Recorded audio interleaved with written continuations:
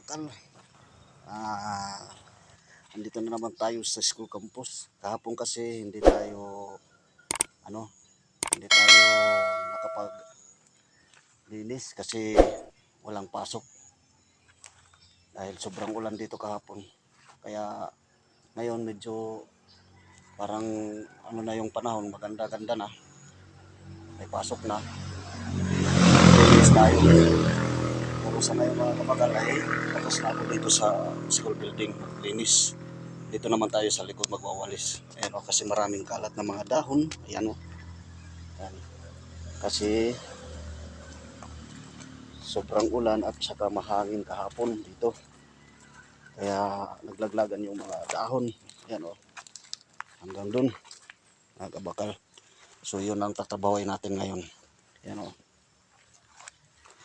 Medyo mahirap tong walisin kasi mga basa.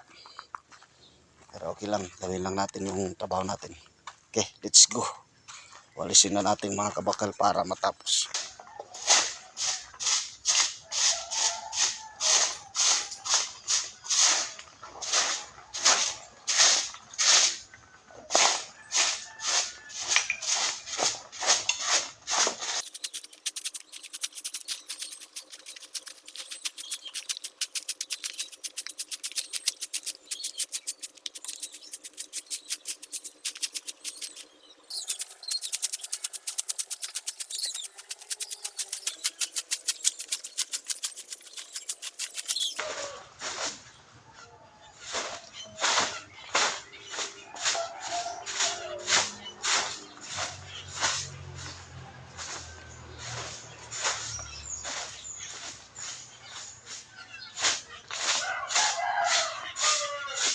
Mga kabakal, natapos na nating walisan dito.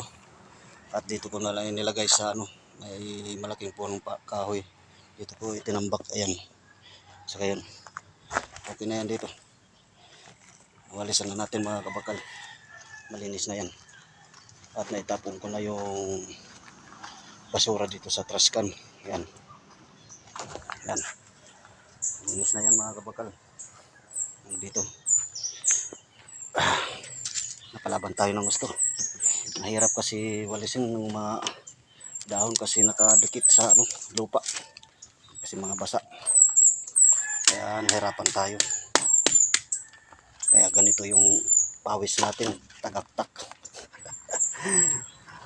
Okay na pala, napuno na yung tangke ng tubig. Pinatay ko na yung tinanggal ko na yung saksak ng motor ng tubig. So yun na nga mga kabakal, dahil tapos na tayo magtrabaho. Maglinis dito sa likod ng school building. Hanggang dito na lang muna.